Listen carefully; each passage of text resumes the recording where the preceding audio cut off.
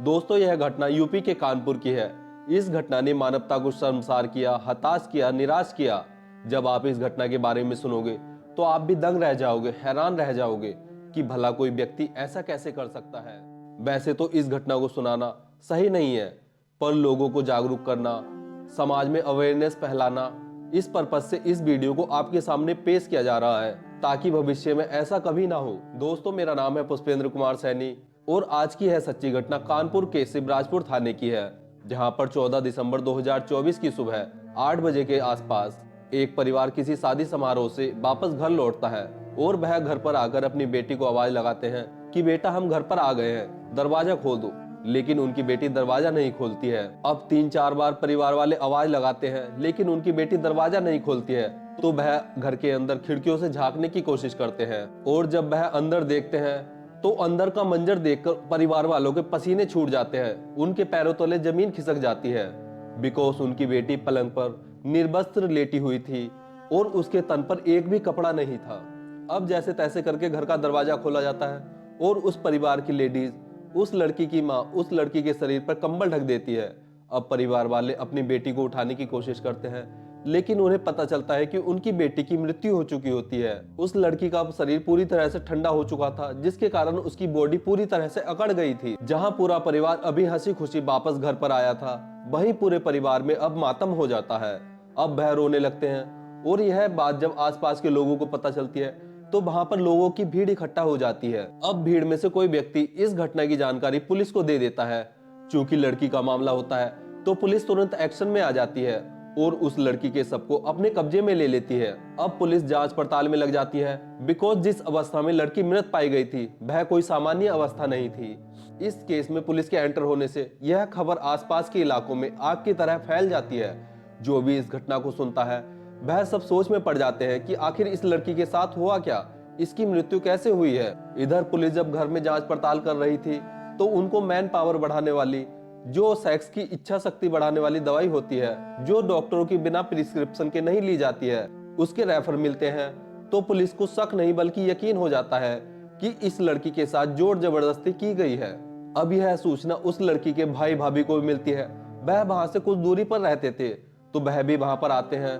तो उस लड़की की भाभी बताती है कि उनकी बेटी भी पूरी रात उस लड़की के साथ ही थी, वह पूरी रात उसके साथ ही रही है।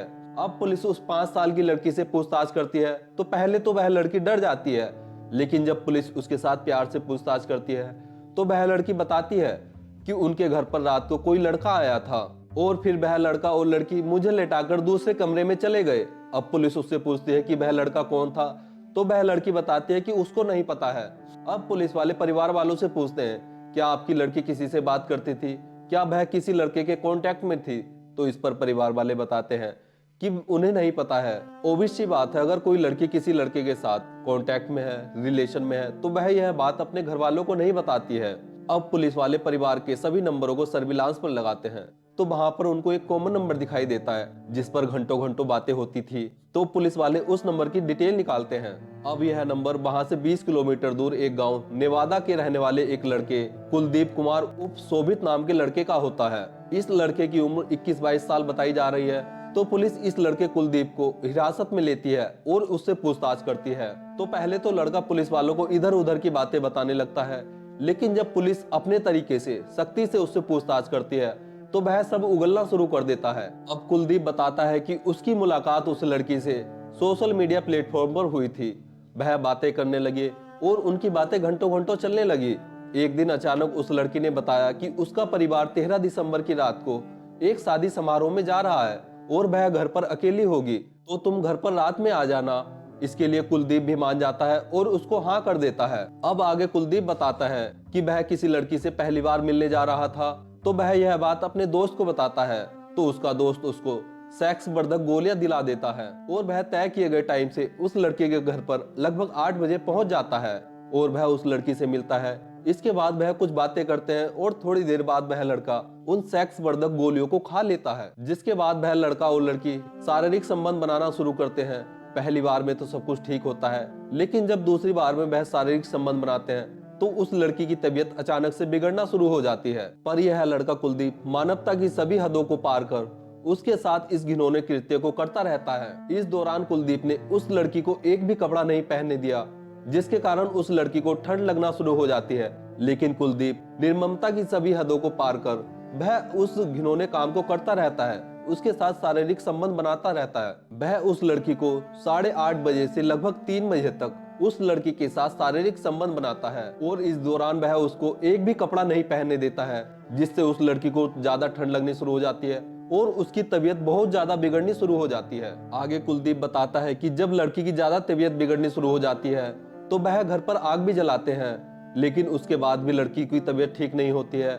तो अब कुलदीप को डर लगने लगता है, तो वह उस लड़की को ऐसे ही छोड़कर वापस भाग जाता है। वह अपने घर आ जाता है और वह ऐसा पुलिस को बताता है। इसके बाद परिवार वाले घर पर आते हैं और आगे वैसा ही होता है जैसा मैंने आपको पहले बताया। अगर यह लड़का कुलदीप पहले ही किसी की मदद ले लेता, पहले ही किसी को यह बात बता देता, तो शायद उस लड़की की जान बच सकती थी। अब जब इस घटना की जानकारी newspaper, news channels, social media के माध्यम से उजागर होती है, तो कुलदीप को भी लगता है कि पुलिस उस तक पहुंच ही जाएगी। लेकिन वह सोचता है कि उसने उस लड़की के साथ शारीरिक संबंध तो उसकी सहमति से बनाए थे, तो उसे ज्यादा कुछ नहीं होगा। बट 17 दिसंबर 2024 को पुलिस जब इस क्राइम का खुलासा करती है तो एक बहुत ही सही बयान देती है। पुलिस कहती है, भले ही संबंध आपसी सहमति से बनाए हों, लेकिन उस लड़की की उम्र 17 साल थी, वह नाबालिग थी, उसकी उम्र 18 साल कंप्लीट नहीं थी, जिसके कारण पुलिस इस लड़के कुलदीप पर रेप की धाराएं लगाती है और पोक्सो एक्ट भी लगाती है। अब यह लड़का पुलिस की हिरासत में है। दोस्तों, हमें इस कहानी से सीखना चाहिए कि हमें अपने बच्चों को घर पर अकेला नहीं छोड़ना चाहिए और ना ही बच्चों को अपने माता पिता, अपने पेरेंट्स की गैर मौजूदगी में किसी को घर पर बुलाना चाहिए। दोस्तों, इस कहानी को सुनाने का उद्देश्य किसी की भावनाओं को ठेस पहुंचाना नहीं है, बल्कि जागरूक करना है, ताकि भविष्य में ऐसी घटनाएं आगे घटित ना हो। धन्यवाद।